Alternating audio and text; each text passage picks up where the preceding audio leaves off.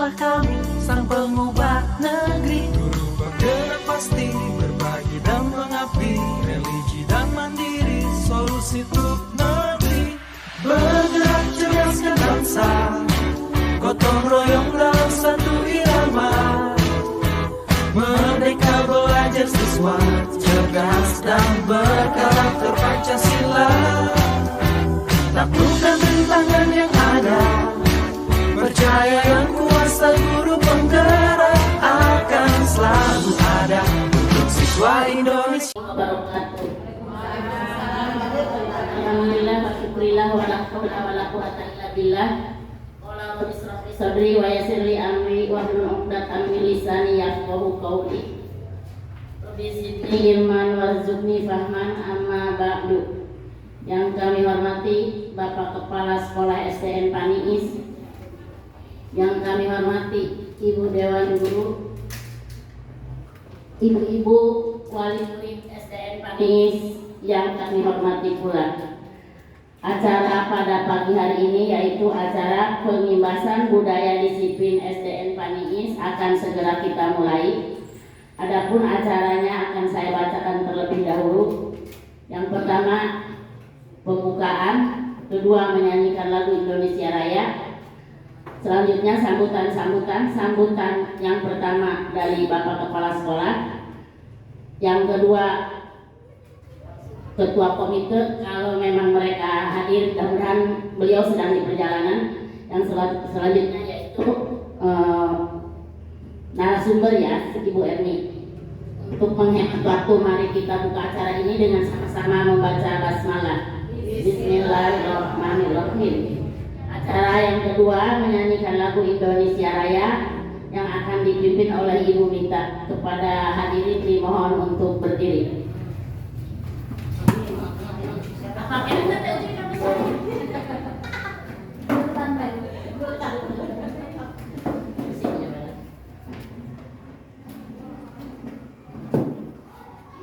Hiduplah Indonesia Raya. Indonesia tanah airku, tanah tumpah darahku. Di sanalah aku berdiri, jadi pandu ibuku. Indonesia kebangsaanku, bangsa dan tanah airku. Marilah kita berseru, Indonesia bersatu. Hiduplah tanahku, hiduplah negeriku, bangsaku, rakyatku semuanya. Bangunlah jiwanya, bangunlah badannya untuk Indonesia Raya. Indonesia Raya, merdeka, merdeka, tanahku, negeriku yang ku cinta. Indonesia Raya, merdeka, merdeka, hiduplah Indonesia Raya. Indonesia Raya, merdeka, merdeka, tanahku, negeriku yang ku cinta. Indonesia Raya, merdeka, merdeka, hiduplah Indonesia Raya. Hadirin acara Assalamualaikum warahmatullahi wabarakatuh. Waalaikumsalam warahmatullahi wabarakatuh. Alhamdulillahirrahmanirrahim. Wa ala amma ba'du.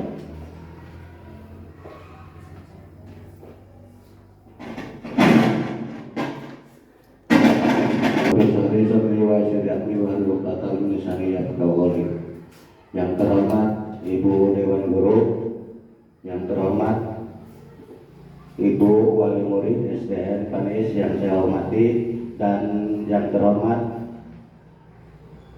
calon guru penggerak SDN Panis yaitu Ibu Erni yang saya hormati. Alhamdulillah pada kesempatan hari ini kita bisa bertemu dalam acara yaitu sosialisasi yaitu budaya positif di SDN Panis. Saya ucapkan terima kasih kepada moderator atau pembawa acara yang telah memberikan saya untuk memberikan sambutan pada pagi hari ini. Marilah kita berikan salam kepada Nabi kita, Nabi Muhammad SAW, yang telah memberikan kita dari alam kegelapan menuju alam terang benderang, dan mudah-mudahan nanti di akhir zaman diaku sebagai umatnya. Para hadirin yang saya hormati, alhamdulillah di sini di SDN Panis ini kita sudah banyak perubahan ya. Dari tahun ajaran mungkin ini meneruskan dari yang lalu.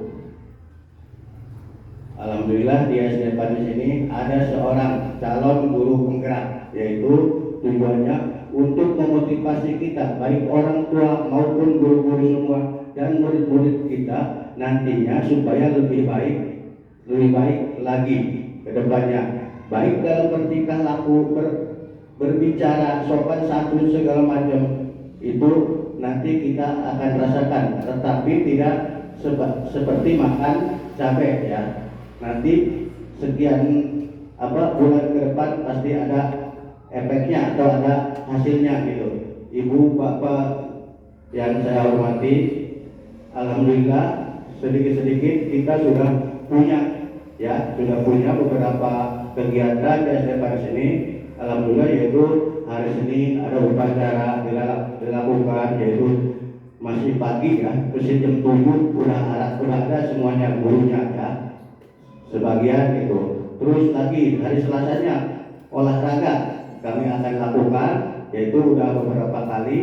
Terus hari Rabu literasi atau membaca bersama ya, mungkin beberapa jam atau setengah jam atau sejam, itu anak-anak disuruh membaca. Itu budaya positif, insya Allah kami akan lakukan.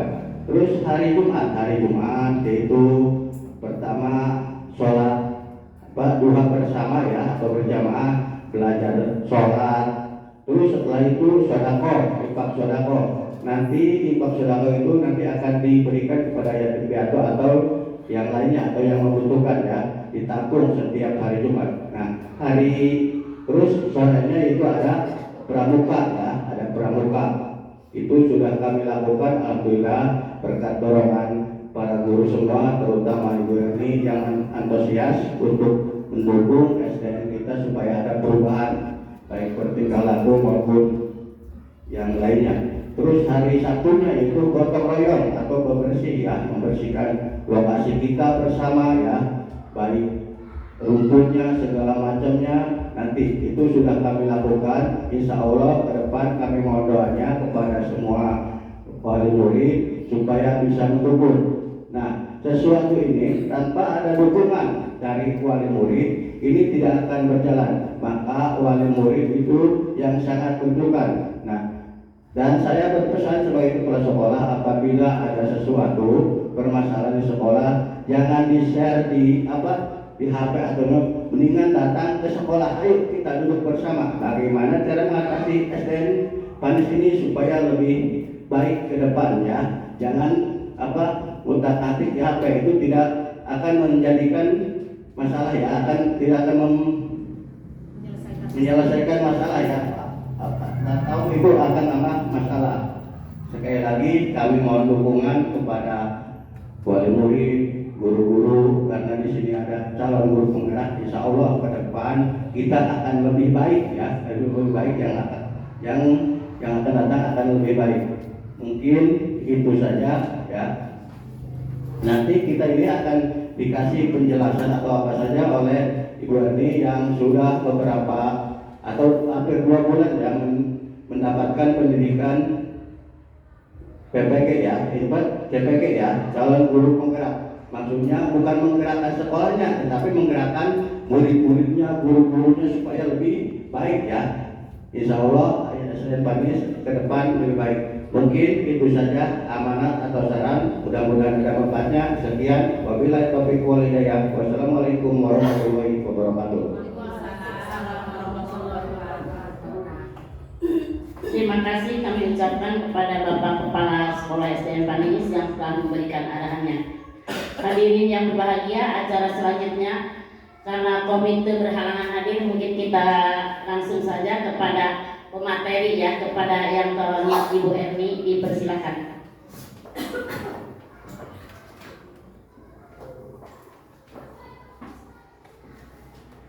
Bismillahirrahmanirrahim. Assalamualaikum warahmatullahi wabarakatuh. Yang terhormat kepada Kepala Sekolah SDN Panis yaitu Bapak Sarif. Yang terhormat kepada Dewan Guru SDN Panis, dan yang terhormat kepada wali murid SDN Panis, dan tentunya yang kami banggakan. Alhamdulillahirrahmanirrahim. Wassalatu wassalamu ala asrofil anbiya'i wal mursalin wa ala alihi wa sahbihi ajma'in, amma ba'd. Alhamdulillah, pada kesempatan ini kita masih diberikan nikmat sehat, nikmat penuh berkah, sehingga kita bisa berkumpul sekaligus bersilaturahmi dalam acara pengimbasan budaya positif modul 1.4. Saya di sini sebagai calon guru penggerak, yaitu untuk memenuhi salah satu tugas, yaitu tugas saya di modul 1.4 budaya positif, yang akan saya memberikan pemaparan kepada Bapak Ibu yang ada di sini. Mudah-mudahan budaya positif di sekolahan kita akan berkembang menjadi lebih baik. Amin ya rabbal alamin.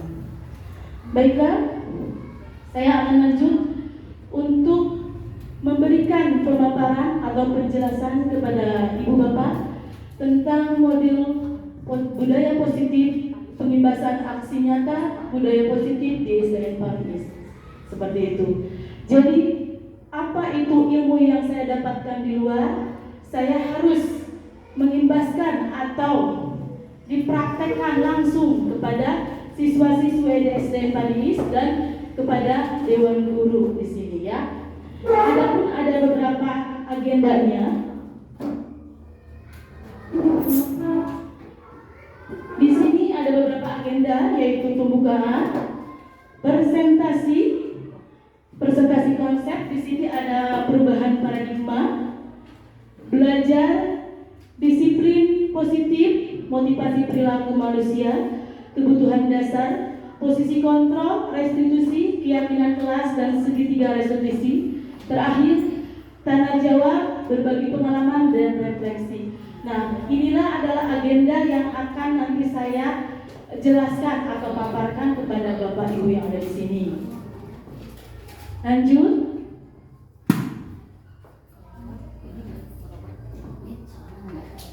Ekosistem positif. Akan saya terangkan dulu ya Bapak Ibu. Tujuan pendidikan menurut Ki Hajar Dewantara adalah menuntun segala kodrat yang ada pada diri anak-anak agar mereka dapat mencapai keselamatan dan kebahagiaan baik sebagai manusia maupun sebagai anggota masyarakat. Nah, di sini kita ambil contoh perbandingannya dengan hidup tumbuh-tumbuhan seorang petani. Hakikatnya sama kewajiban dengan semua pendidikan. Dalam yang menanam padi misalnya hanya dapat menuntun tumbuhnya padi. Ia dapat memperbaiki kondisi tanah, memelihara tanaman padi, memberi pupuk dan air, membasmi ulat-ulat atau jamur yang mengganggu hidup tanaman padi dan yang lainnya. Nah, ini pendapat budaya positif ini menurut Ki Hajar Dewantara ya. Lanjut.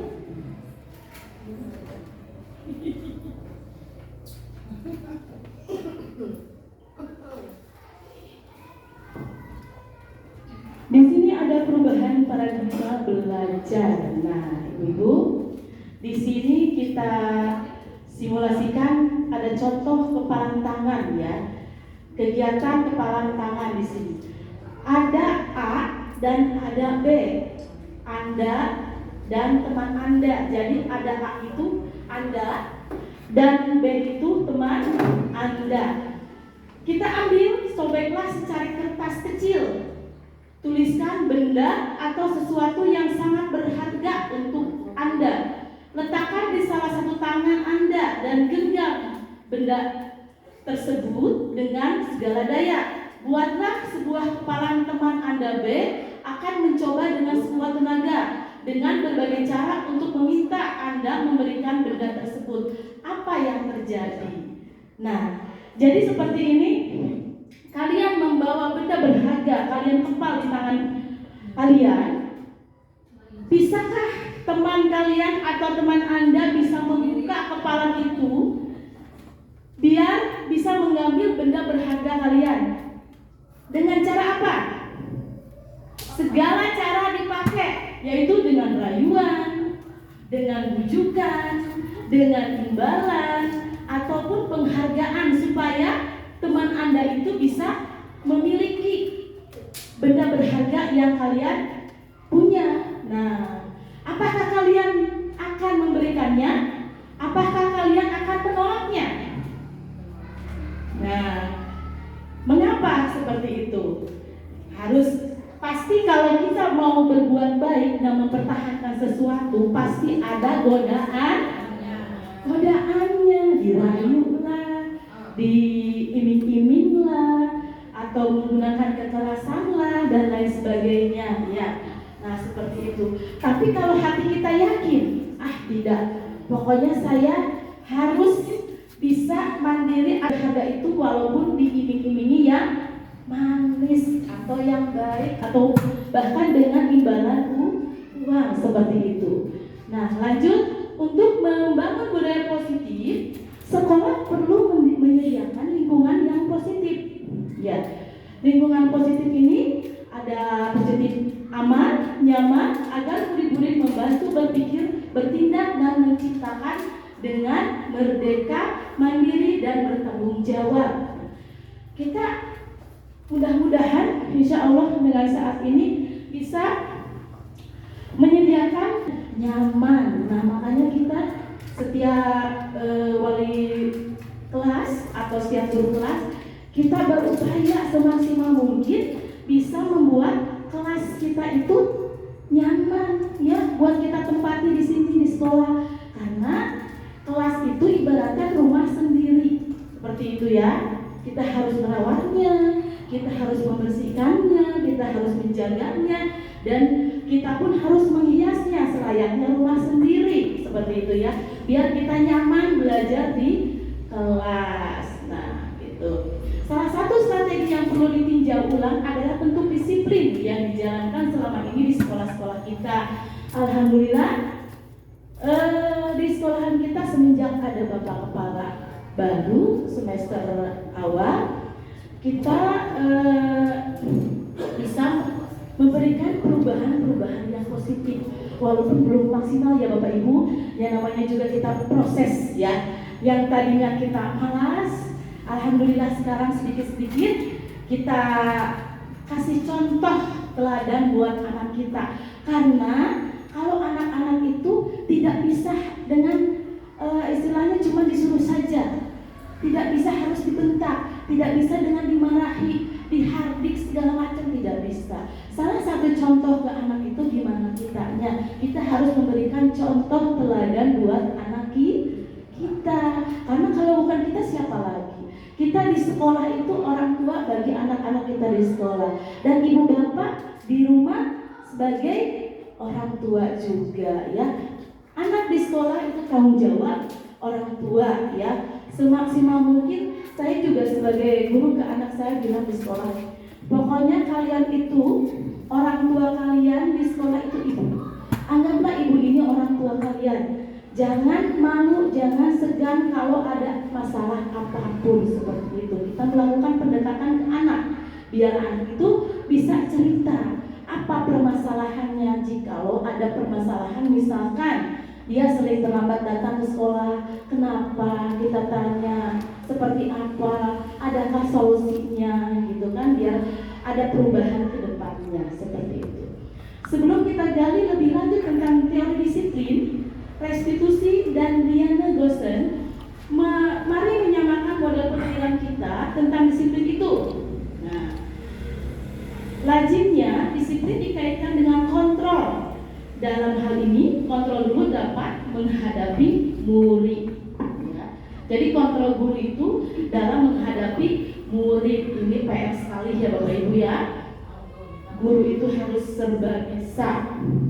Nah, di sini ada perubahan paradigma teori kontrol atau ilusi kontrol.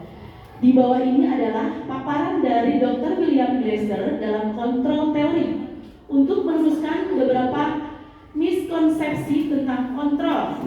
Nah, guru ini harus mempunyai beberapa kontrol ya, Bapak Ibu. Ilusi guru mengontrol murid.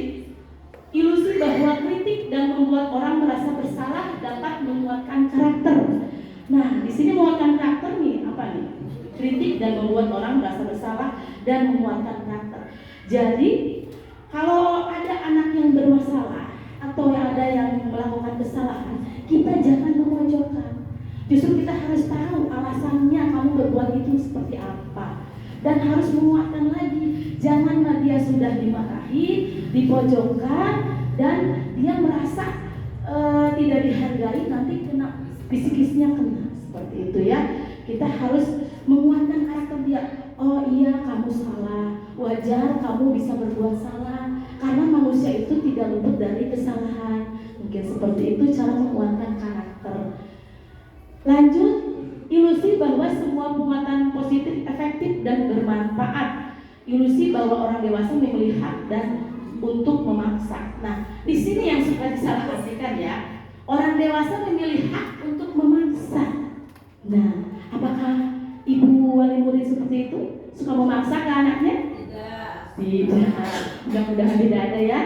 Di sini mentang-mentang kita dewasa, kita orang tua berhak membuat apa saja ke anak kita, bahkan memaksa, apalagi sampai ada pemukulan. Oh, jangan sampai seperti itu ya Bu ya.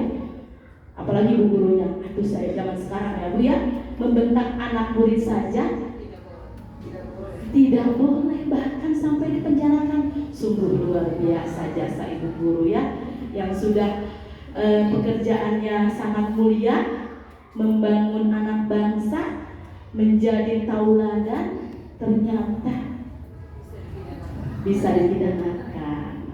Nah, padahal kan ini di sini juga ada tidak memaksa, kita hanya menuntun. Di sini sifatnya guru itu hanya menuntun dan mengarahkan siswa menjadi lebih baik, tapi dilakukan dengan secara berturut-turut, pembiasaan. Ulah cuman sekali doang, udah nyuruh udah aja. Misalkan, nah gerak sholat, Mas Maghrib gerak sholat, bari jeung lindungna main HP wae. Nah, betul apa betul? Betul. Kita menyuruh anak itu sambil kitanya action, ya. Betul. Seperti itu. Di sekolah juga sama Bapak Ibu. Anak bersih, anak-anak piket. Ibu gurunya makan aja, bersih nggak kelas itu? Yakin enggak? Malah yang ada kabur. Seperti itu ya. Alhamdulillah sekarang di sini di SD Paningis sekarang kan banyak ibu-ibu guru semua ya, guru-gurunya. Jadi jiwa keibuannya muncul, meronta-ronta. Bagaimana nih supaya kelas kita bersih, rapi dan lain sebagainya. Paksa ibu guru tadi pakai sepatu high heel, dia pakai sandal jepit. Karena apa? Karena kita ingin bekerja sama dengan anak untuk menciptakan sekolah yang bersih. Seperti itu. Lanjut ke pelajaran ke tema selanjutnya ya. Di sini ada perubahan paradigma stimulus respon atau teori kontrol. Nah, bisakah kita mengontrol seseorang? Tidak bisa. bisa. Di sini ada dua teori kontrol ya. Karena kontrol itu yang bisa mengontrol diri kita itu siapa? Diri kita sendiri. Tidak mungkin orang lain bisa mengontrol, dan orang lain pun tidak bisa membaca otak kita seperti apa dan hati kita seperti apa. Bahkan di mulut kita berbicara A, di hati itu belum tentu A, seperti itu. Itu hanya Dia yang tahu dan Tuhan. Di sini ada stimulus respon. Kita mencoba mengubah orang agar berpandangan sama dengan kita. Bisa tidak? Bisa tidak? Orang harus berubah agar pandangannya sama dengan kita, pendapatnya sama dengan kita. Tidak. Kita punya prinsip masing-masing ya, seperti itu. Perilaku buruk dilihat sebagai suatu kesalahan. Nah, di sini kadang orang suka berpikir salah persepsi. Sekali kita berbuat kesalahan, selamanya kita akan disalahkan. Padahal tidak seperti itu ya. Karena segala sesuatu keberhasilan itu berasal dari kesalahan, berawal dari kitanya berbuat salah dulu, terus kita memperbaiki. Kalau kita tidak mengalami kesalahan, tentu kita tidak akan tahu prosesnya untuk menuju benar itu seperti apa. Seperti bikin kue misalkan, pengalaman gagal tuh ibu-ibu. Tutup. Emang berarti dia kuenya kurang kurang itu mah kunaon ieu bekah. Berasal dari kesalahan. Betul atau betul? Betul ya. Termasuk pola kontrol kita juga seperti itu. Lanjut, orang lain bisa mengontrol saya. Orang lain bisa mengontrol saya kalau orangnya tidak punya prinsip. Itu saya baik-baik ke bawah-bawah tuh angin. Itu ulai ka dieu, ulai ka ditu ya. Itu tidak mempunyai prinsip atau plan ya. Terus saya bisa mengontrol orang lain. Pemaksaan ada pada saat bujukan gagal. Nah, pemaksa ada pada saat bujukan gagal.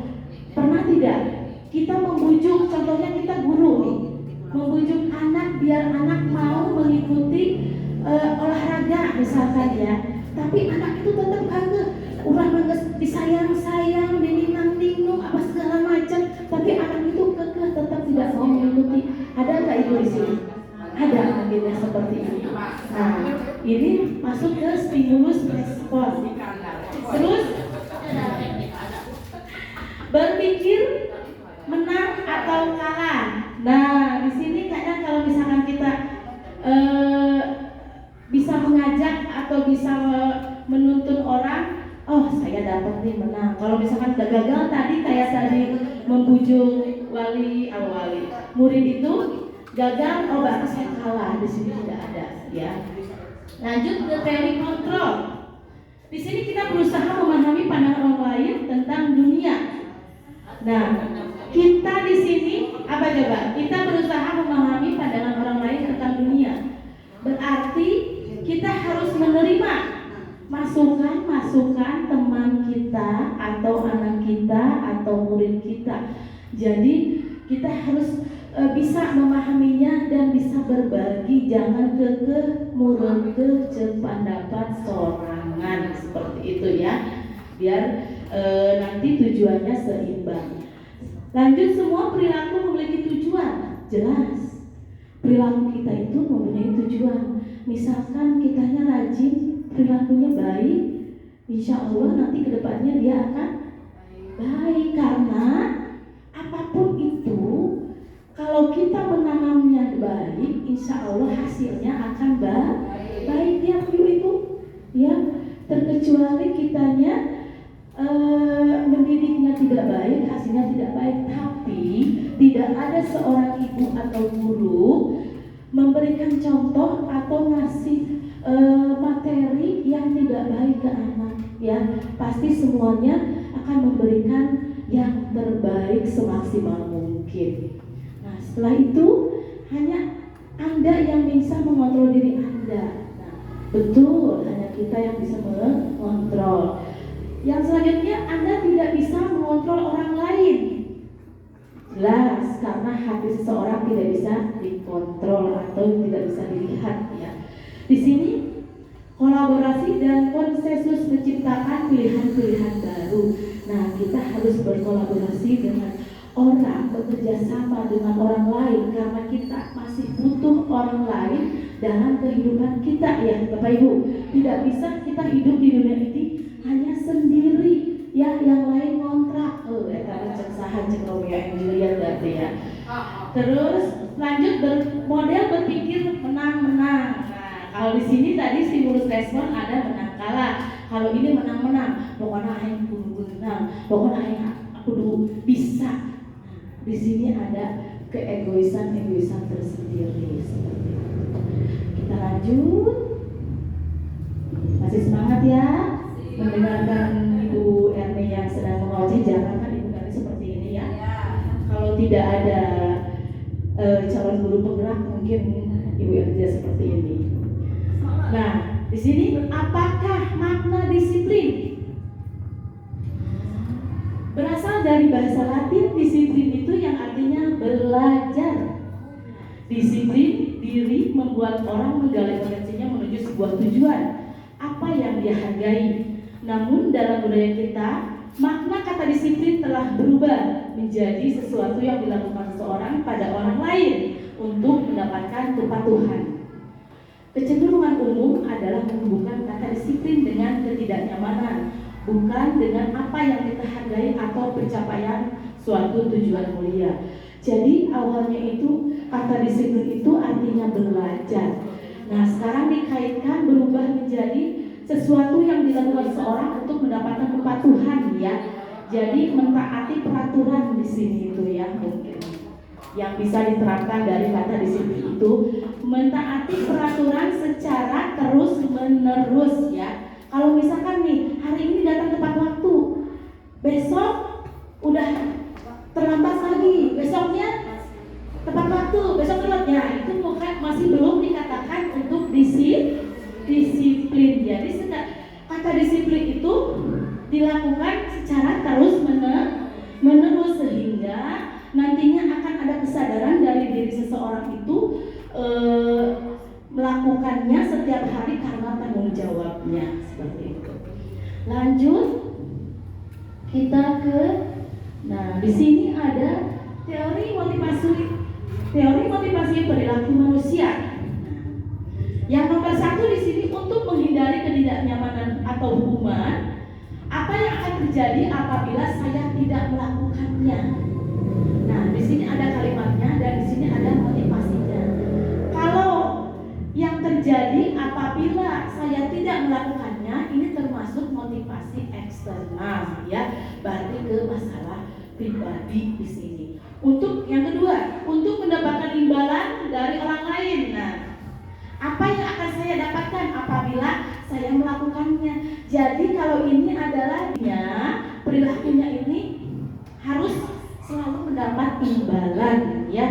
Jadi kalau di upahan karang namun terbaik, dadah. Apakah seperti itu anak-anak kita sekarang? Ya. Bagaimana kita harus merubahnya ya Bu ya? Itu PR. Di sekolah juga sama. Kalau tidak dipanggil namanya misalkan Eri, karak gitu. Tapi namun sini siapa? Nggak bakalan ada yang nengok, ya. Harus langsung disebut nama kalau menyuruh dan juga kitanya harus turun tangan langsung. Lanjut. Untuk menghargai diri sendiri, menjadi insan sesuai harapan kita. Saya akan menjadi orang seperti apa bila saya melakukannya. Nah, kita melaksanakan disiplin itu harus dari dasar hati kita sendiri, ya. Didasari dari kewajiban kita untuk melaksanakan disiplin, ya. Karena apa? Orang yang konsisten berasal dari diri sendiri dengan kewajiban itu akan melaksanakannya dengan ikhlas. Betul tidak? Betul. Jadi harus dari hati dulu ya. Jangan bercinta aja yang dari hati. Menjalankan disiplin juga harus dari hati. Seperti Bu Erni di sini. Bu Erni punya anak, punya suami, ya. Kumaha carana, bagaimana caranya supaya jam 7 sudah ada di sekolah. Mikir beremu, makanya rumahnya subhanallah, ojek mau cukup 10.000 di ditutnya. Gimana cari kita mengatur waktu kita, bagaimana di rumah anak kita, di sekolah anak kita juga, ya. Gimana? Soalnya anak kita itu kalau cuma ngomong saja tidak akan didengar, apalagi dilaksanakan, ya. Jadi harus ngasih contoh dari perilaku kita sebagai orang tua ke hal yang positif. Contohnya kalau di rumah apa, Bu? Contoh disiplin positifnya. Nah, bangun pagi jam berapa? Jam 6 apa jam 7 pagi? Jam 5. Ya, karena apa? Kita harus melaksanakan kewajiban kita sebagai umat muslim apa? Sholat subuh, seperti itu. Iya mah jam 5 enak kerek-kerek ninggal indungna sarekene anu 11 12. Ya, enggak bakalan ada perubahan, ya. Seperti itu. Alhamdulillah guru-guru di sini hebat-hebat semua, ya. Walaupun masih punya bayi yang baru lahir, ada yang baru 2 tahun, setahun, saya juga masih kecil, tapi siap menjalankan kewajiban dengan sepenuh hati, ya. Mudah-mudahan Bapak Ibu guru di sini selalu diberikan kesehatan, bisa membimbing anak-anak kita menjadi anak-anak yang berakhlak mulia, ya, yang religius, dan juga bisa mempunyai karakter-karakter yang positif seperti itu, ya. Di sini motivasinya ada motivasi eksternal dan motivasi internal, tujuan disiplin positif, ya. Lanjut ke sesi berikutnya, yaitu apa ini, Bu? Merdeka. Apakah kita sudah merdeka sekarang?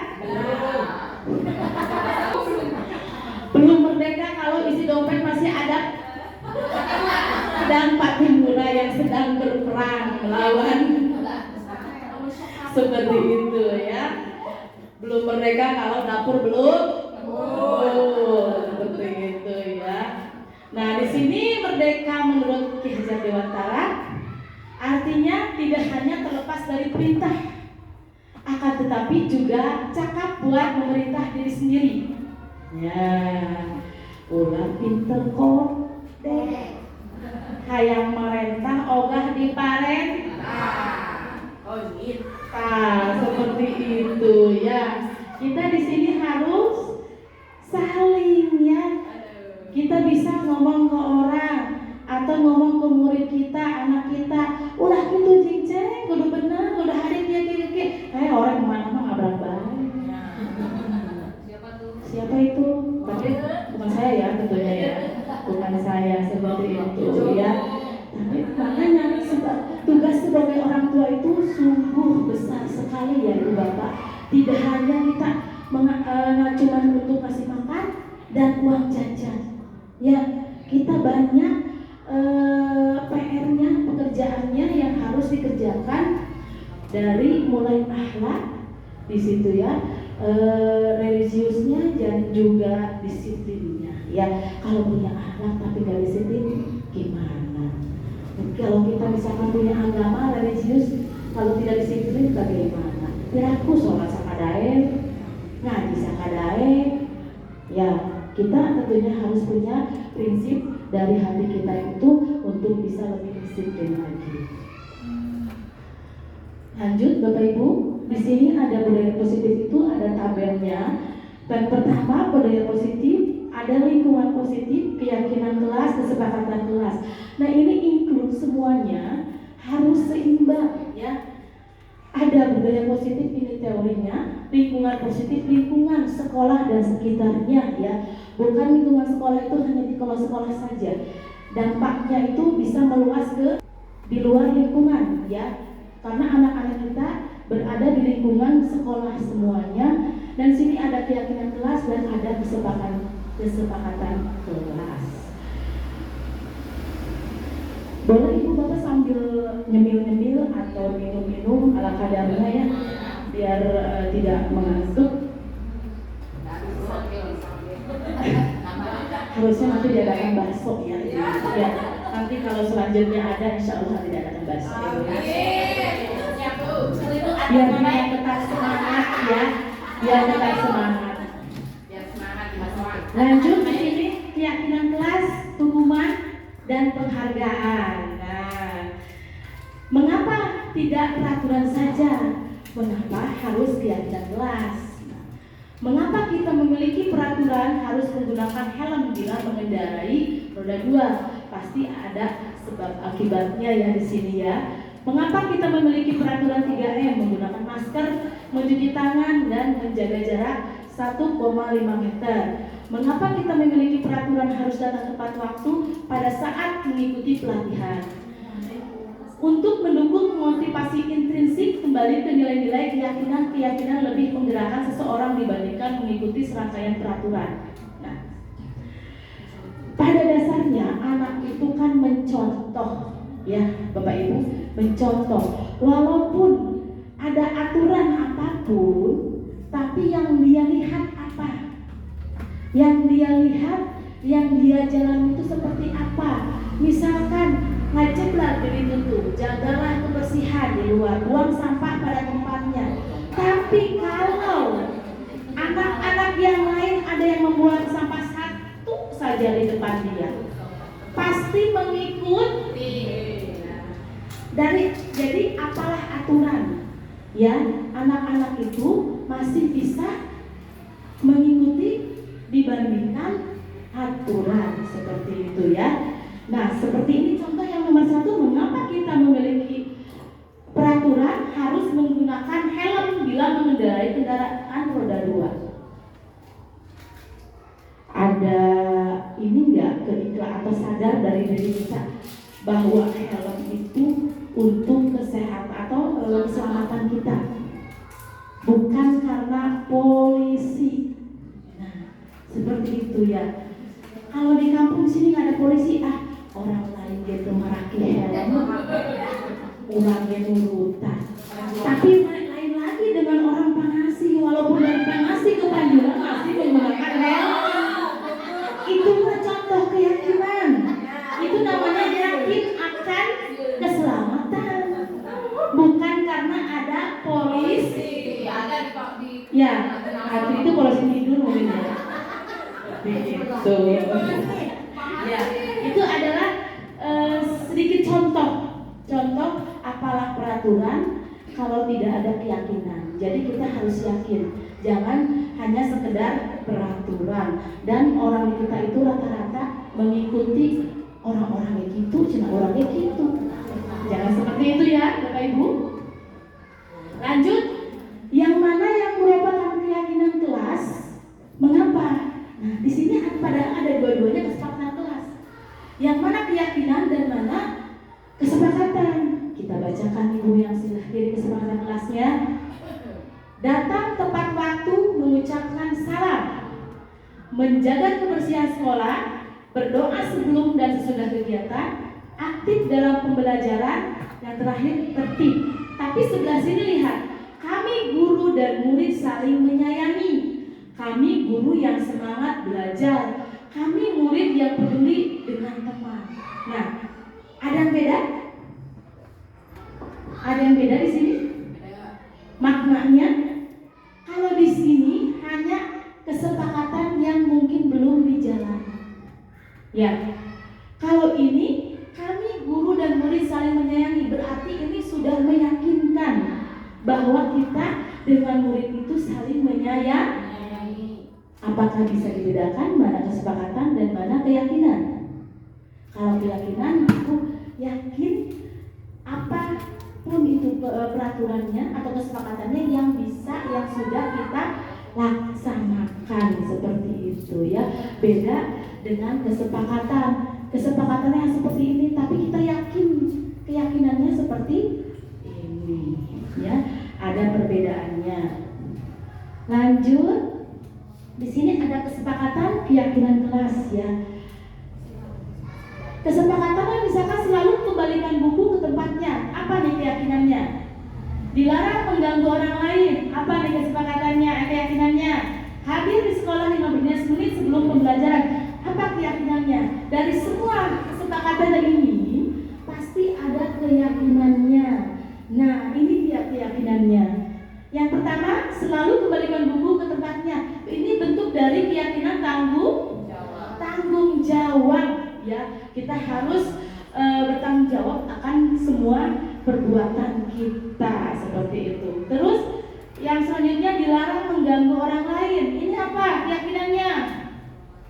Menghormati orang lain dan diri sendiri. Makanya kalau ingin dihormati sama orang lain, kita juga harus menghormati orang lain terlebih dahulu. Apapun perbuatan kita nanti akan dibalas lagi dengan orang lain. Kalau kita baik, insya Allah akan baik. Tapi kalau orang nggak baik atau nggak sopan, pasti akan dibayarnya seperti itu. Itu hukum tabur tua ya ibu bapak. Lanjut di sini, hadir di sekolah 15 menit sebelum pembelajaran dimulai. Nah, hadir di sini keyakinannya apa? Menghormati orang lain, komitmen pada tujuan berkomitmen seperti itu ya.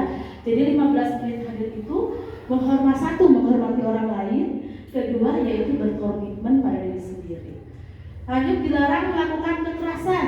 Nah, kenapa dilarang? Karena ini keyakinannya keselamatan, menghormati orang lain. Di sini ada dilarang menggunakan narkoba. Ini keyakinannya kesehatan, betul ya? Karena narkoba itu barang-barang yang dilarang, itu mengganggu kesehatan juga. Di sini bergantian atau menunggu giliran, itu menghormati dan melatih kesabaran kita di sini ya.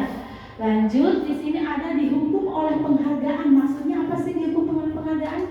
Tadi itu dihukum oleh penghargaan. Kudu main duit baik, kudu main hadiah baik, harap jalan namun teman wassalam. Seperti itulah. Yang nomor 1 di sini memberi pengaruh pada jangka pendek dan jangka panjang. Dihukum oleh penghargaan itu bisa mempengaruhi jangka pendek atau jangka panjang. Dalam jangka pendek itu misalkan hari ini disuruh untuk datang hadir, ibu juga pernah seperti itu mengalami. Sebelum ibu mempelajari tentang disiplin budaya positif ini, pernah ibu memberikan imbalan ke anak, kalau datang tampil siang pagi, ibu akan kasih reward, kasih hadiah. Betul seperti itu. Ternyata itu dilarang. Ternyata itu tidak boleh. Kita melakukan kesalahan dulu kan. Nah setelah itu kita memperbaiki kesalahan itu. Dan kita tahu apa maknanya, karena nanti berpengaruh pada jangka pendek dan jangka panjang yang negatif. Nanti anak keterusan seperti itu, harus dengan penghargaan. Penghargaan tidak efektif, tidak bakal menyelesaikan masalah. Penghargaan merusak hubungan. Nah, gitu. Giliran yang kita dikasih hadiah, nanti teman yang lain, oh sih, ya, jadi timbul masalah seperti itu ya. Penghargaan mengurangi ketepatan. Nah, tidak tepat. Penghargaan menghukum. Nah, ini kita ini guru-guru di sini tidak boleh menghukum anak. Jikalau anak yang bermasalah, kita pecahkan permasalahannya menggunakan segitiga restitusi. Nanti kita bahas siapa itu. Selanjutnya di sini ada tindakan guru dan hukuman atau konsekuensinya yang didapat ya. Di sini tindakan guru misalkan contoh mencatat 100 kali di dalam buku kalimat, saya tidak akan terlambat lagi karena terlambat ke sekolah. Ini hukumannya apa? Konsekuensinya atau hukuman yang kita dapat ya nanti. Lari mengelilingi lapangan basket 2 kali karena terlambat hadir di sekolah. Murid diminta untuk push up 15 kali karena tidak menggunakan masker di sekolah. Wah, ternyata ada pertanyaan ini dan sekarang tidak boleh ya, apalagi hukum seperti ini. Menggantikan kertas tugas teman yang telah dicoret-coret. Dari tindakan guru ini semua, hukuman atau konsekuensi yang harus didapat oleh murid. Di sini, nah, mencatat itu berbentuk dengan hukuman. Ya, enaknya sekarang hukumannya nggak ada yang disabet-sabet, nggak ada yang dicewek-cewek ya, nggak kayak zaman dulu ya Bapak Ibu. Nama, aduh gelis, kaset, pokoknya nama legend anak jadi sahabatan bagusnya jadi kuat. Iya, kalau zaman dulu mah, nggak bisa sahabat, nggak bisa sahabat ya seperti itu. Jadi guru kami. Ya, Waalaikumsalam. Dari beberapa tindakan guru ini, ada satu nih konsekuensi. Apa ini? Mengganti kertas tugas temannya yang sudah dicoret-coret. Jadi kan dia merusak anak itu ada yang menyentuh hatinya. Betul tidak? Walaupun kita sebagai orang tua tidak menyadari bahwa perkataan kita, perbuatan kita bisa menyakiti hati anak. Hati-hati ya Bapak Ibu. Di sini anak membenci kedisiplinan, betul tidak? Betul. Amun dititah kabebeneran mah sok halaresek memancing uji adrenalin ya para ibu ini. Hati ibu-ibu sangat meronta-ronta kalau seperti itu anak yang tidak mau disiplin ya. Segala cara kita pakai, kita upayakan supaya anak kita disiplin. Betul tidak Ibu? Betul. Terus marah, rasa bersalah, dipermalukan, merasa tak dihargai, ini termasuk hukuman. Tidak boleh merasa bersalah, dipermalukan lagi ya, dan tidak dihargai, tidak boleh gitu Bapak. Lanjut, anak belajar untuk menyembunyikan kesalahan, tidak baik juga. Kadang ada anak diam, murung, kenapa ini anak ya? Tapi kalau ditanya di depan orang banyak, dia enggak bu. Kita ajak duduk berdua anak itu. Coba ceritakan ke ibu, ada masalah apa? Ada kendala apa? Kamu misalkan sampai murung sendiri, tidak mau bermain sama teman-teman yang lainnya. Kita harus tahu Bu, walaupun kita hanya sebagai orang tua sebentar di sekolah, kelebihan guru itu di situ. Kita harus mengetahui anak kita itu kenapa, apa masalahnya. Kita harus pecahkan masalah. Jadi guru eta bisa ukur ngajar 2 kali 2 4 3 kali 3 9 geus beres itu. Bu, ya kita mencakup kesemuanya, tidak khusus dengan pelajaran saja. Apalagi sekarang kurikulum merdeka, anak itu bebas merdeka. Bukan berarti bebas pelajaran itu salah, bukan. Berarti anak memberikan kebebasan, anak mau belajarnya seperti apa. Misalkan contoh, Bu, saya bosan mencatat saja. Kamu maunya apa? Mau menggambar Bu? Oke, turutin tuh anak menggambar. Berhubung kita lagi pelajaran matematika, contohnya kemarin saya Ibu ya Pak ya, lagi membahas bangun ruang, itu kan membuat bangun ruang ya. Coba kalian sekarang buatnya bangun ruang di kertas buku gambar. Kalian sudah beres, kalian warnain. Judulnya nggak gambar deh. Nggak gambar, tapi kita tuntun, kita arahkan ke hal-hal yang positif. Bukan berarti kebebasan itu belajar itu kumaha yang salah. Ya, misalkan anak itu senangnya mengeksplor tentang tanaman atau kebun-kebun di wilayah lingkungan sekolah. Oke, kita bawa anak ke lingkungan sekolah, lihat nih ada apa saja di sekitar lingkungan sekolah seperti itu ya. Itu sedikit pemaparan dari tentang kurikulum merdeka. Nah, ini juga ada konsekuensinya dari lingkungan seperti itu ya. Sesuatu yang menyakitkan, sesuatu harus terjadi ya. Jadi di dalam hidup kita itu pasti hal-hal yang menyakitkan akan terjadi. Tapi dari proses sakit itu akan membuat keberhasilan atau kesenangan di situ ya. Lanjut, membuat anak merasa tidak nyaman dalam jangka waktu pendek. Iya, kalau menggunakan fisik ya, sakit hati itu bisa tidak nyaman anak itu. itu ya, dalam jangka waktu pendek, misalkan kurang kasih carikan ya anak, ibu bapak suka marahin anaknya di rumah? Suka. Terus efeknya gimana ke anak itu? Diam. Ya, jadi guru, gak mau ngapa-ngapain seperti itu ya. Jadi dia tidak merasa nyaman seperti itu. Anak menghargai disiplin harus, ya kita hargai tentang disiplin.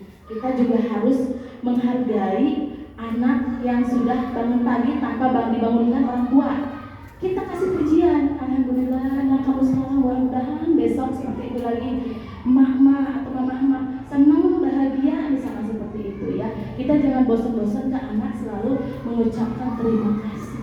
Jangan egois, giliran kudu ngomong tak inung kudu ya. Kita juga orang tua harus mengucapkan terima kasih ke anak, dan juga kita harus bisa mengakui kesalahan-kesalahan kita. Misalkan contoh guru nih, ya datang terlambat, kucruk anak kasih karalas kabeh. Berani tidak kita mengucapkan maaf ya, ibu datang terlambat karena ibu misalkan di jalan tadi ban motornya putus atau misalkan macet. Kita tetap sebagai guru juga mengakui kesalahan kita. Biar apa, biar nanti imbasnya ke anak itu, oh berarti mau apa, kalau misalkan kita datang terlambat atau ini harus ada alasannya yang tepat, itu bisa menghargai diri sendiri, menghormati diri sendiri untuk bisa berbicara jujur seperti itu. Nah, dari semua ini ada lagi lanjutannya ibu bapak. Sebentar lagi kita di sini. Nah, ini apa ibu? Kebutuhan dasar manusia. Nah, kita tahu ternyata kebutuhan dasar manusia itu ada beberapa di sini, ya.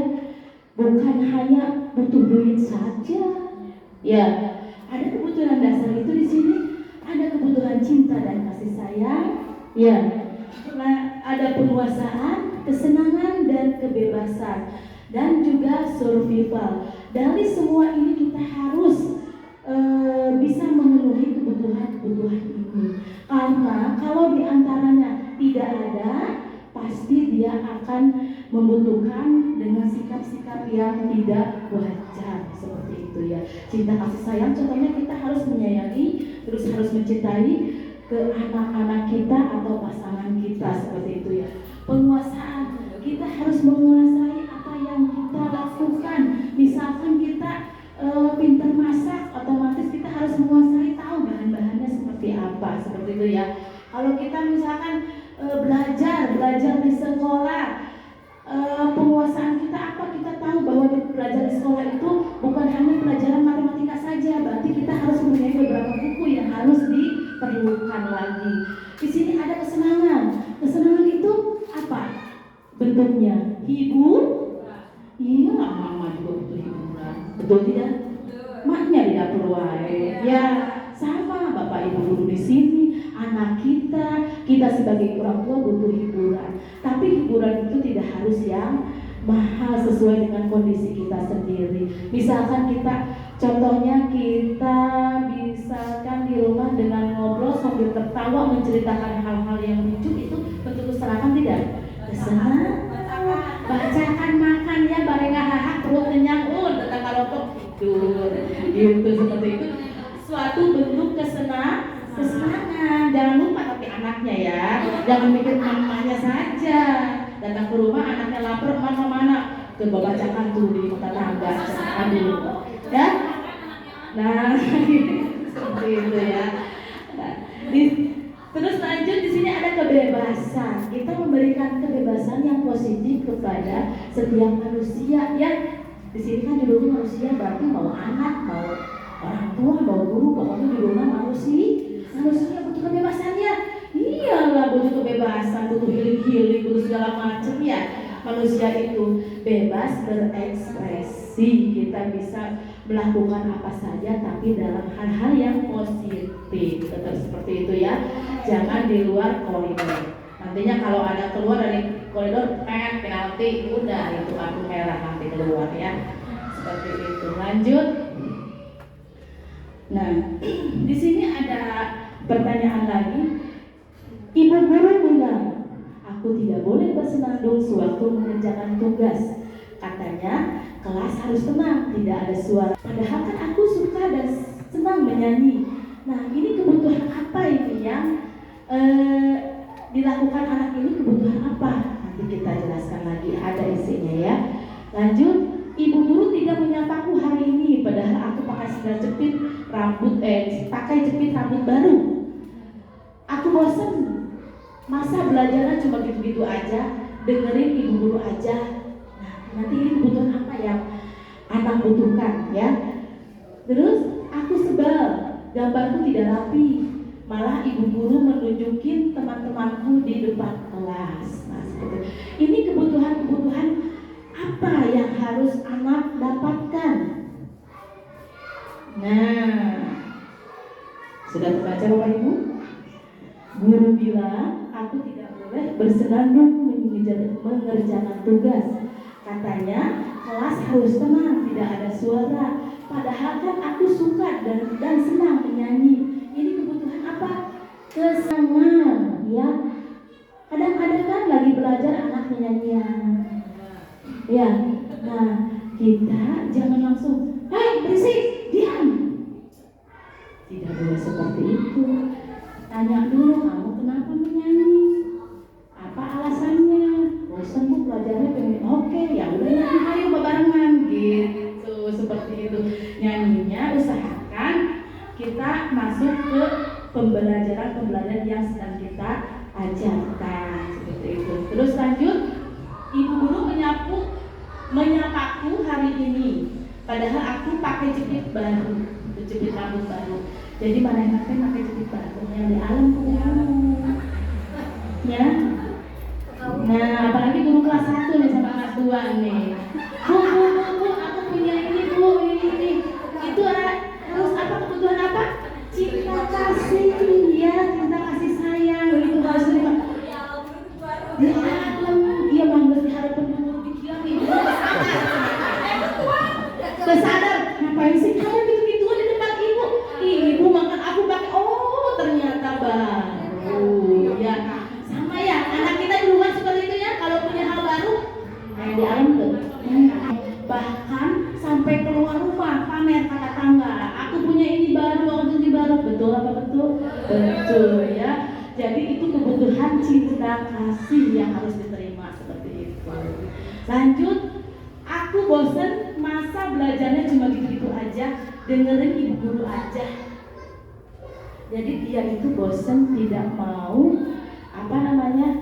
seperti itu aja ya. Itu dia itu kebutuhannya kebebasan. Jadi dia itu pengen bebas, makanya kalau anak dituntut sama kita harus begini, cek aing kudu kieu, cek aing gitu. Banyak yang nurut tidak. Makanya di sini PR kita itu harus mengetahui karakter anak kita itu seperti apa. Indung nama cicing, bapak nama cicing, hari anaknya luar biasa. Tidak bisa, istilahnya semua itu harus sesuai dengan keinginan orang tua. Orang kayak gitu, cek anak orangnya kudu kieu. Tidak bisa, itu kan kodrat dari Ilahi, ya.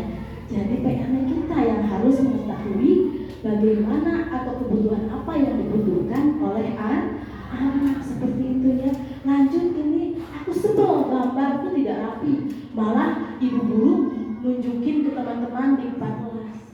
Jadi kalau ada hasil anak yang kurang baik, yang kurang bagus, atau perlakuan anak yang kurang baik, jangan dipamerkan atau dilihatkan ke orang lain ya. Dia itu kan tidak mau nantinya dia tuh dikuasai oleh orang lain tahu ya akan pekerjaan kita yang tidak baik. Di sini nanti timbul tidak percaya diri seperti itu ibu bapak ya. Mudah-mudahan di sini tidak ada orang tua yang seperti itu yang selalu berhardik anaknya ya. Lanjut, di sini ada posisi kontrol.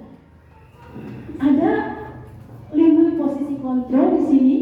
Ada sebagai penghukum, pembuat merasa bersalah, ada sebagai teman, pemantau, atau manajer. Nah, 5 kontrol ini bisa menghindari hukuman. Di sini ada imbalan dan ketergantungan pada orang tua, menghargai diri sendiri.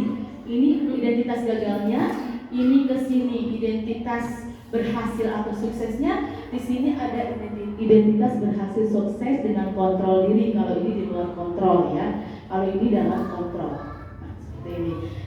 Jadi ada penghukum, ada pembuat merasa bersalah, teman, pemantau, dan manajer. Di sini penghukum itu kita menghardik, menunjuk, memaki, menyindir. Di sini tidak boleh ya. Kalau merasa berbuat bersalah, berceramah dan mengatakan seharusnya kamu tuh nggak boleh seperti ini, ibu kecewa. Nah itu membuat merasa bersalah kepada si anak. Ya, seperti itu. Kalau kita sebagai teman nih di sini membuat alasan-alasan untuk murid, kenapa kamu bisa berbuat itu? Alasannya kenapa? Jangan langsung membuat ibu kecewa, ibu marah. Itu tidak boleh. Jadi yang seharusnya kalau ini sebagai teman membuat alasan-alasan untuk murid kenapa bisa melakukan seperti itu ya. Di sini pemantau menghitung atau mengukur, misalkan anak itu memecahkan gelas 1 ya, dihitung. Oh dia mahal eta mah cenah geus kitu memecah gelas hiji ki suka hiji teh beak boga aing bener. Nah itu sebagai pemantaunya. Di sini ada sebagai manajer. Manajer itu menghargai diri sendiri. Di sini identitas berhasil dan suksesnya. Nah, di sini kita mengajukan pertanyaan-pertanyaan yang bisa menggali kesadaran dari anak. Ya, kenapa anak bisa melakukan seperti itu? Kenapa alasannya? Bagaimana nanti kalau misalkan teman kamu kalau digituin sakit enggak digituin ya? Terus konsekuensi kamu apa kalau kamu melakukan seperti itu? Terus kamu ke depannya mau seperti apa? Keyakinan kamu apa? Kita seperti tanya ke anak terlebih dahulu, jangan langsung menghardik. Cukup dimengerti Bu? Paham ya? Mudah-mudahan paham dan bisa ditanamkan di rumah. Nah, di sini ada diskusi 5 posisi kontrol. Di mana posisi Anda sebelum belajar modul ini? Sangat banyak sekali ya. Mudah-mudahan nanti di rumah juga ibu bapak bisa merubah mindset ibu yang tadinya selalu menghardik, yang selalu memerintah, yang selalu mengasih imbalan, sekarang bisa dirubah mindsetnya ya. Termasuk saya sendiri, awal juga saya ingin memberikan perubahan itu dengan penghargaan, imbalan atau hukuman. Itu tidak boleh, tidak akan efektif ya. Bagaimana perasaan Anda saat itu? Pasti banyak perasaan-perasaan yang baik. Misalkan kita bahagia, kalau kita tidak baik pasti ada perasaan yang sedih di situ ya.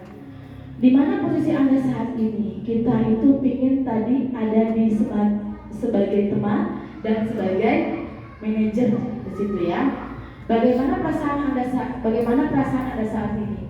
Perasaannya bahagia bisa mempelajari ilmu budaya positif ini karena kita tahu yang sebenarnya seperti apa ya, yang bisa menghargai diri sendiri dan orang lain. Begitu.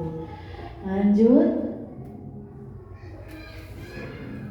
Nah, di sini mah ada tabel. Tabelnya itu bergerak antara. Di sini ada peraturan, ada pemantau, konsekuensi hadiah, nilai-nilai manajer yang harus diperbaiki. Ini sama seperti yang tadi. Lanjut di sini nggak ada suara. Kita lanjut di sini kita breaking ibu-ibu biar tidak jenuh, tidak ngantuk. Siap untuk breaking? Si ibu mempunyai tarian dan lagu di sini ya. Sebentar ya ibu.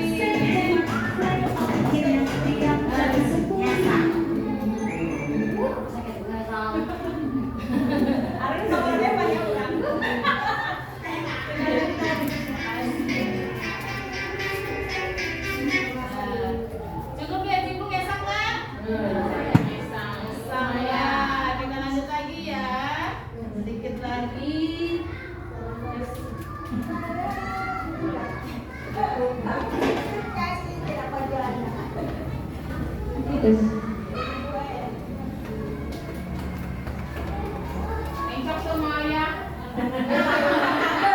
Gimana Ibu? Udah semangat lagi ya? Udah semangat lagi, tidak ngantuk ya, walaupun udah minum kopi 12 kayaknya masih ngantuk. Nah, seperti itu.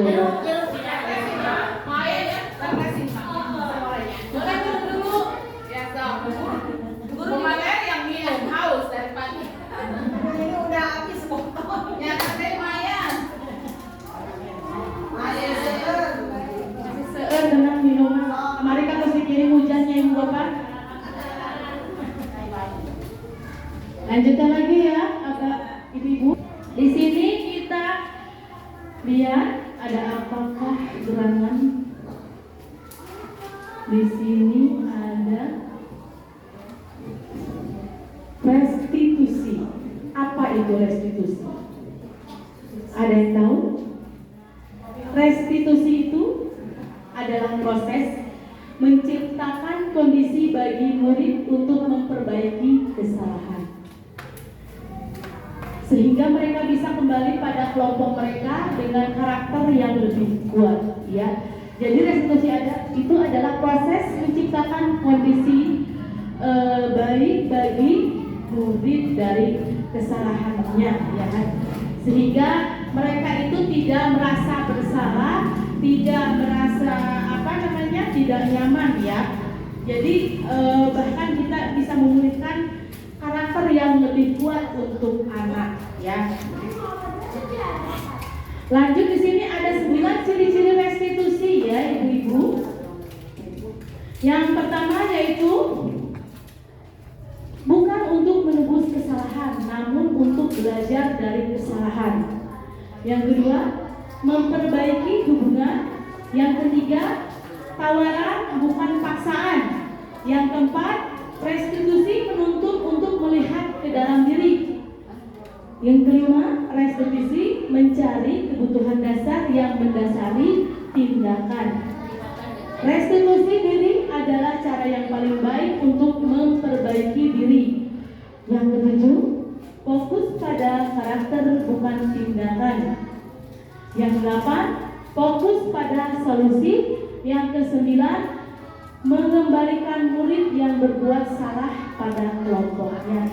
Jadi ini adalah 9 ciri-ciri restitusi ya.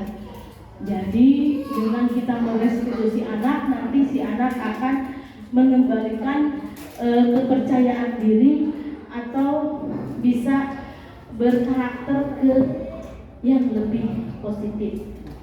Di sini kita ada segitiga restitusi ya. Segitiga restitusi itu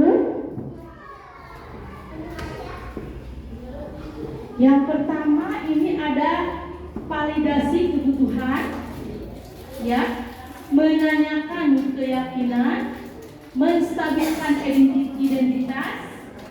Ini adalah segitiga restitusi ya. Di dalam validasi kebutuhan ini ada caranya, yaitu kamu tentu punya alasan mengapa melakukan hal itu. Nah, itu salah satu contoh dari validasi kebutuhan. Kita jangan langsung menghardik anak, menyalahkan anak, tapi kalau anak berbuat kesalahan, yang pertama kita lakukan itu memvalidasi kebutuhan. Ya, kita tanyakan dulu ke anak, kamu tentu punya alasan mengapa melakukan itu. Kedua, adakah cara yang lebih efektif untuk mendapatkan apa yang kamu butuhkan? Misalkan manehna eta ngambil layangan anu putus dengan naik ke genteng orang, sehingga mengakibatkan genteng orang itu bocor. Ya, kita menanyakan dulu ke anak, kamu tentu punya alasannya mengapa melakukan hal itu. Jangan dia mah gampang bu, itu hesek gitu ya. Jadi mengambil cara yang simpel tapi bisa merusak atau merugikan orang lain. Tanya dulu, adakah cara lain yang lebih efektif untuk mendapatkan apa yang kamu butuhkan? Kita harus bisa mencari solusi, ya. Jangan dulu bisa baik, apa nggak dimasukin, jangan bocor gitu, jangan bantu sakit, jangan seperti itu ya. Itu yang dahulu kita yang pertama kita lakukan ya. Setelah itu kita nilai apa yang telah kamu sepakati ini, yang kedua ini ya. Setiap orang pasti pernah melakukan kesalahan. Nah, kalau kamu misalkan anak itu mengakibatkan kerugian buat orang lain, dia masalahin, soalnya Allah itu bagian gitu baik, itu tidak boleh, berarti itu menyalahkan 100% ya ke orang itu. Kita menstabilkan dulu dalam arti, iya, ibu tahu kalau jalan ke situ itu pasti lebih mudah, gitu kan. Tapi setiap orang itu pasti punya kesalahan. Tapi kamu jangan seperti itu lagi, ya. Seperti itu. Kamu bukan satu-satunya yang pernah melakukan ini, misalkan. Ya wajar, setiap orang pasti melakukan kesalahan. Tapi kamu jangan seperti ini lagi. Nah itu langkah kedua setelah validasi itu untuk kita menstabilkan identitas si anak dulu. Setelah distabilkan, kita tanyakan dulu keyakinannya itu seperti apa. Ya, keyakinannya kamu ingin menjadi orang seperti apa? Nilai-nilai apa yang telah kamu sepakati? Jadi, misalkan contohnya di sekolah, anak ada yang mengejek ke siswa yang lainnya, kita panggil si anak yang mengejek itu, ya. Kenapa kamu melakukan seperti itu? Apakah benar kamu melakukan seperti itu, mengejek temanmu sehingga teman itu menangis? Kita tanya dulu ke anak, apakah harus dengan seperti itu kamu melakukannya dengan mengajaknya seperti itu? Tanyakan dulu ke anaknya apa jawabannya. Terus setelah itu kita menstabilkan. Wajar, setiap orang pasti bisa melakukan kesalahan. Jadi kita jangan langsung menyalahkan orang itu walaupun dia berbuat salah. Ya, ini yang dinamakannya menstabilkan identitas ya. Walaupun anak kecil pasti dia itu punya harga diri ya Bu. Dia punya prinsip juga, cuman dia itu belum punya keberanian untuk mengeksplor dirinya, takutnya ada tekanan dari orang tua atau orang-orang dewasa ya seperti itu. Nah setelah itu ditanyakan, misalkan di kelas itu kan kita tidak boleh atau kami kelas 6 selalu saling menghargai dan menghormati. Nah keyakinan yang dilanggar kamu apa? Tidak menghormati, tidak menghargai temanku. Seperti itu, kita tanyakan dulu. Makanya setiap kelas kita membuat keyakinan atau kesepakatan kelas seperti ini Bu, contohnya ya. Disiplin waktu, ini kesepakatan kelas. Saya belum buat satu lagi untuk keyakinan kelasnya, karena saya baru belajar tentang keyakinan kelas dan kesepakatan kelas itu berbeda. Ini restitusi atau segitiga restitusi. Lanjut lagi kita menstabilkan identitas ya, tadi sudah untuk membuat murid merasa gagal karena berbuat salah menjadi positif terhadap dirinya. Ya setiap melakukan kesalahan kita jangan ditambah lagi anak itu merasa bersalah ya, tidak akan efektif, tidak akan membuahkan hasil ya baik. Makanya banyak anak kalau ditanya sama guru di sini kalau belajar iya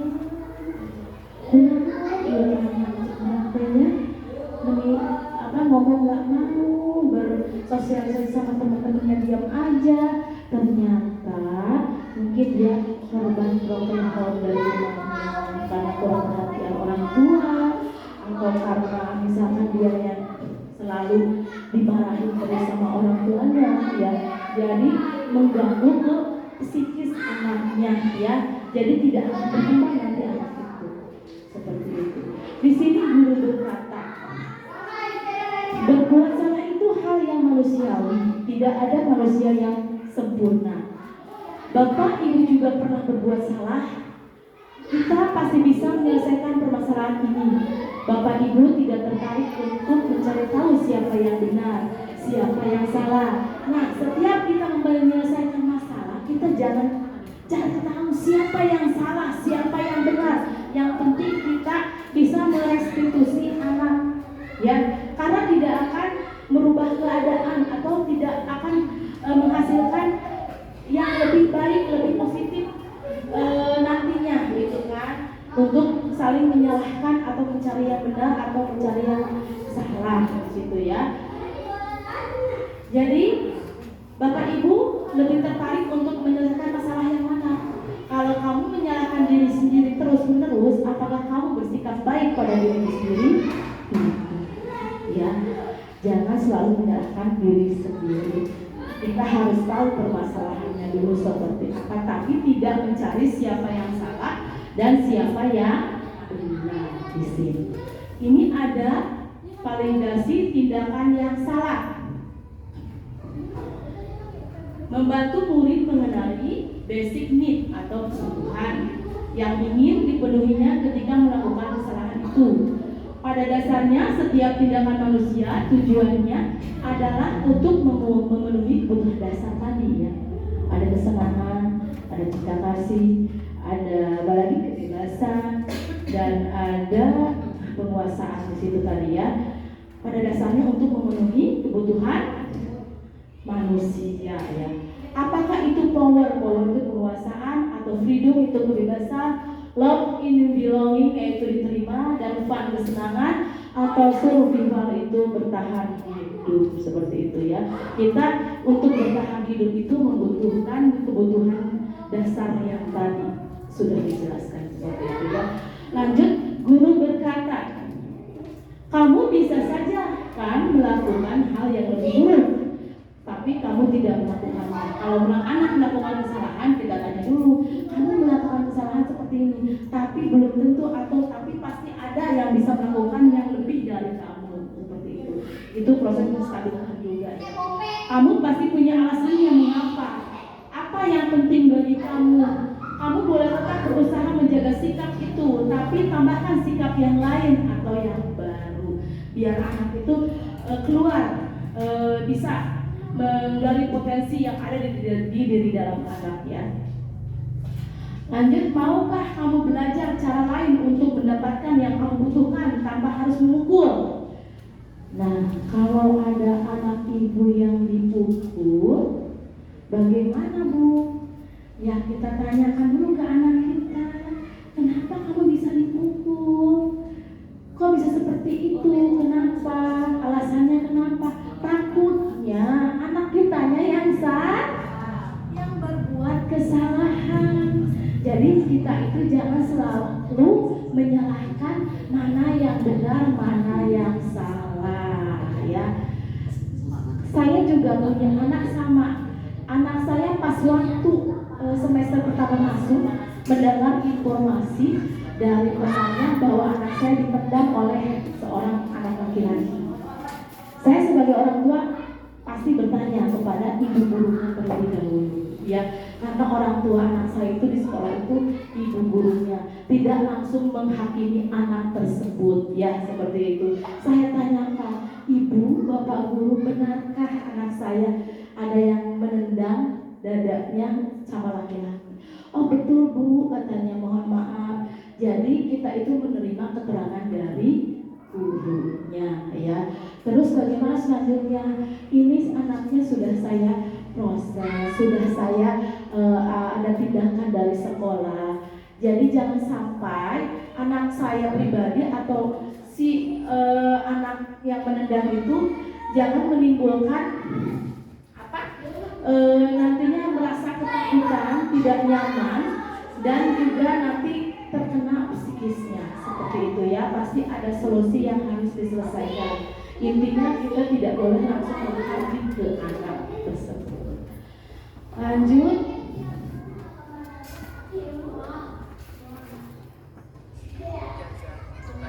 Nah, kita intervensi 30 detik, ya. Apakah kamu ingin berbuat lebih baik? Mau tidak, Ibu Bapak? Berbuat lebih baik? Mau. Apakah saat ini kamu sedang menjadi orang yang sedang kamu inginkan? Belum? Masih butuh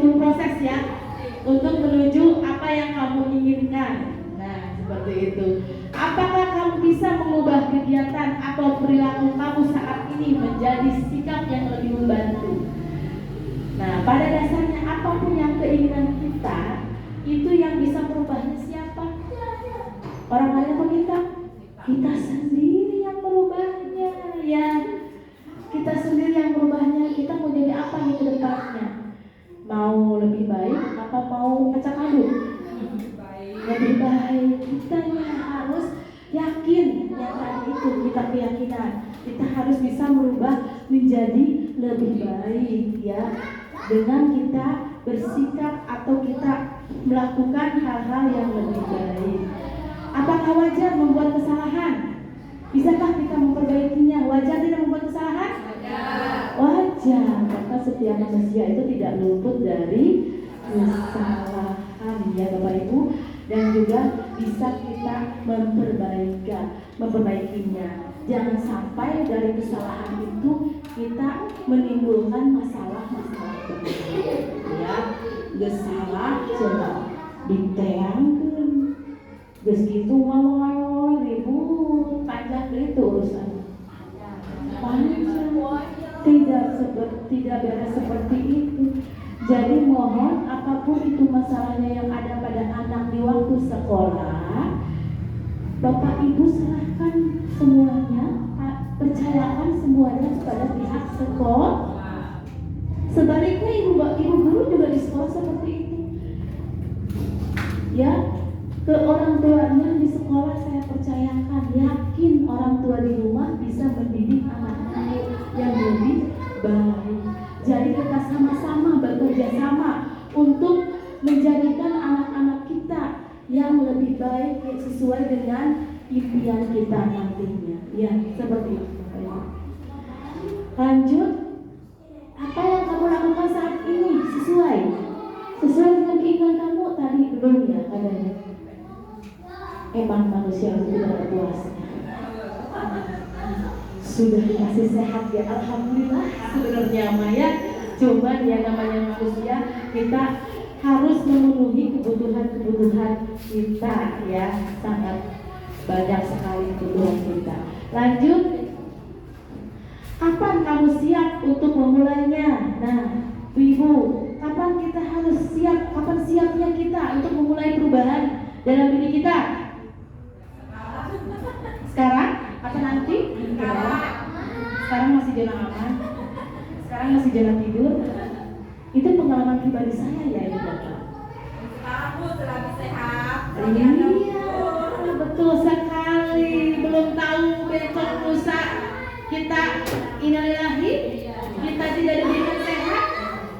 Ya, makanya jangan ada kata nanti, ntar, kumaha ke baik, kumaha isukan baik.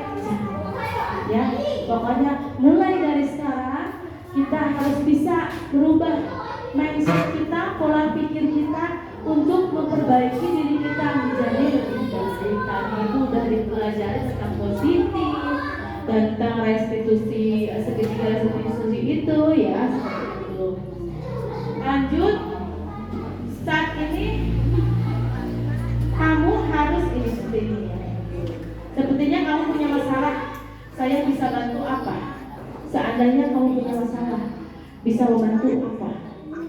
Satu, doa. Itu yang besar, ya. Apalagi jauh. Tapi sekarang mah jauh di mata, dekat di handphone. Ya. Kabar apapun, berita apapun pasti akan tahu, walaupun jauh di mata, tapi dekat di handphone. Lanjut. Apakah saya bisa bantu kamu agar dapat segera mulai? Apakah perlu bantuanmu? Apa yang harus saya bantu? Satu aja lagi ya, doa.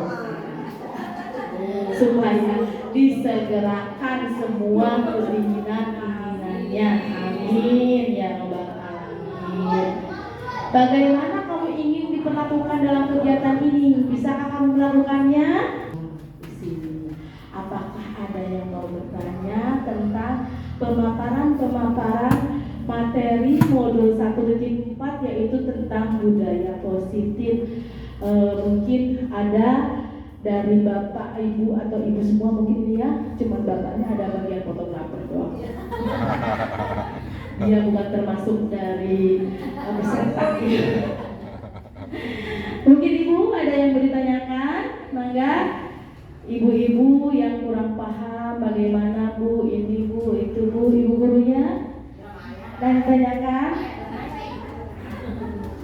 Kita akhiri acara ini, mudah-mudahan bisa bermanfaat buat kita semuanya.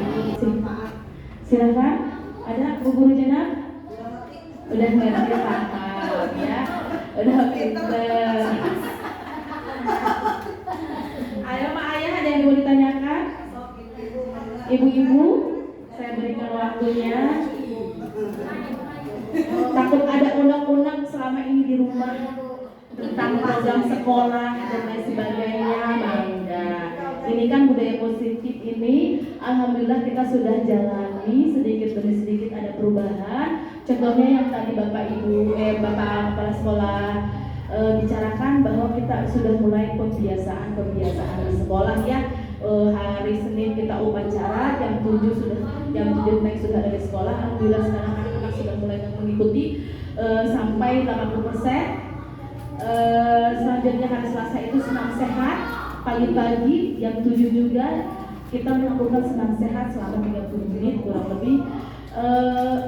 Hari Rabu kita literasi itu membaca semuanya dari kelas 1 sampai kelas 6 kita biasakan untuk membaca, karena dengan membaca itu insya Allah ilmu-ilmu banyak sekali di situ ya. Dan hari Jumat itu kita Jumat melakukan sholat duha berjamaah, membacakan sholawat dan juga Asmaul Husna. Di situ ada infak sodako dan siangnya itu pramuka ya. Hari Sabtu kita pembiasaan dengan bergotong royong. Nah, itulah salah satu contoh-contoh penerapan di sekolah untuk melaksanakan budaya positif dengan pembiasaan. Jangan cuman hari ini saja atau waktu ini saja, harus terus dilakukan, karena anak itu kalau dilakukan dengan biasa insya Allah akan bisa seperti itu ya. Contohnya anak saya juga tadinya biasa waktu di TK sekolah itu bangunnya siang jam 6:30, tapi semenjak di SD sekarang karena dibiasakan bangun jam 5, alhamdulillah setiap jam 5 bangun, setiap jam 5 bangun, karena 6:30 sudah berangkat ke sekolah, jam 7 sudah ada di sekolah seperti itu. Karena pembiasaan itu harus sejak dini dilaksanakan ke anak. Ulah di awal tuh kere-kere udah karunya sebenarnya udang kenana saja mah kayak udang nawae, jangan seperti itu. Dan malam juga tidurnya harus teratur ya ibu-ibu, teratur, karena apa, pagi-paginya harus bangun pagi si anak itu biar fresh, biar segar dan tidak kesiangan. Ada lagi? Cukup. Alhamdulillah, di sini kita refleksi dulu ya. Hal baru apa yang mengubah paradigma saya yang saya dapatkan? Apa perubahan barunya ibu-ibu? Adakah hal baru setelah mempelajari materi modul 1.4 ini tentang budaya positif? Apakah ada perubahan? Ada, saya banyak sekali perubahan. Tadinya suka membentang anak, sekarang mencoba bisa. Tadinya cuma ngomong doang, pikir, beres, sekarang sudah berubah hampir 90 derajat mungkin ya. Kalau 100 kayaknya bagusan gitu, 10% lah gitu ya.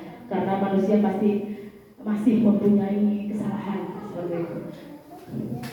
Nah, perubahannya banyak banget ya, dan efeknya juga alhamdulillah ada, karena hasil itu tidak akan mengkhianati proses, atau proses itu tidak akan mengkhianati hasil seperti itu Yang penting kita ada kemauan dan berkesinambungan continue tiap hari. Kita terapkan anak kita di rumah dan di sekolah juga seperti itu. Jadi kita seimbang, ya, berkolaborasi antara orang tua dan guru di situ, ya, untuk mendidik anak.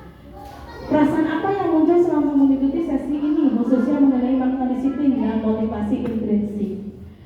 Perasaannya bagaimana? Ingin ada perubahan? Jelas, manusia hidup itu harus berubah. Lamun cicing baik, apalagi mundur, itu namanya mundur. Kita harus maju karena hidup itu maju ke depan, bukan ke belakang. Iya. Alhamdulillah, ya udah ada perkembangannya, ya, lebih mandiri gitu, ya. Mudah-mudahan ke depannya bisa menjadi teladan yang baik buat semuanya. Amin. Yang selanjutnya saya akan menjadi among yang seperti apakah setelah mengikuti sesi ini? Among itu menjadi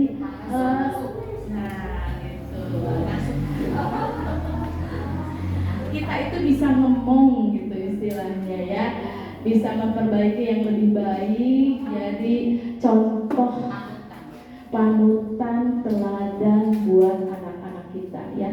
Jangan sampai kenapa Ibu Erni atau pihak sekolah itu mengundang ibu-ibu ke sini, karena apa? Karena pendidik anak itu bukan tanggung jawab guru semua, iya. Guru itu hanya terbatas di sekolah itu pagi sampai siang, ya, apalagi kelas 1 sampai jam 10 setengah 11 sudah pulang. Yang lebih banyak waktunya di mana? Di rumah, ya. Jadi apapun yang dilakukan di sekolah dan di rumah itu harus seimbang, ya. Jangan di sekolah mah ibu guru guys capek, guys istilahnya siang jadi malam jadi siang, ya. Tapi di rumahnya datang ke rumah anak dibahas mereka, anaknya benar-benar tidak melakukan apa-apa, ya. Tapi kalau di sini mudah-mudahan tidak seperti itu, tapi, ya, tetap kita bersama-sama untuk mendidik anak kita seperti itu. Wah, waktu menunjukkan jam berapa ini? Jam 11 dan akhirnya terima kasih. Thank you, alhamdulillah, ya. Alhamdulillahirrahmanirrahim, kita telah sampai ke sesi akhir, yaitu terima kasih, ya. Mudah-mudahan apa yang disampaikan sama saya, yaitu salah satu tugas dari calon guru penggerak, bermanfaat dan berkah buat kita semuanya untuk merubah pola pikir kita tentang budaya positif. Ya, Ibu Bapak, saya haturkan terima kasih banyak kepada rekan-rekan guru dan khususnya kepala sekolah yang sudah mendukung acara ini, dan juga saya mohon maaf bila ada kata-kata yang kurang berkenan di hati Ibu Bapak, mohon dimaafkan, ya. Mudah-mudahan nanti ke depannya kalau ada waktu umur panjang kita berjumpa kembali. Terima kasih. Wassalamualaikum warahmatullahi wabarakatuh.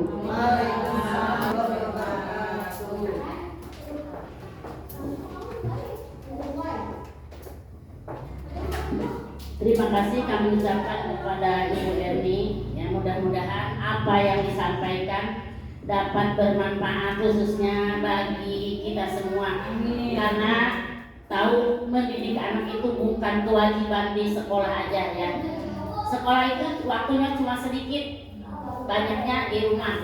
Sekali lagi kami ucapkan terima kasih kepada Ibu yang telah meluangkan waktunya. Mudah-mudahan kedatangan ini mendapat imbalan dari Allah Subhanahu wa taala, yang kita niatkan ibadah aja. Mungkin acara selanjutnya yaitu doa atau penutup, kita tutup dengan sama-sama membaca hamdalah alhamdulillahirabbil alamin. Saya sebagai pembawa acara, apabila terdapat kesalahan dan kekurangan, mohon maaf. Billahi taufiq wal hidayah. Wassalamualaikum warahmatullahi wabarakatuh. Waalaikumsalam.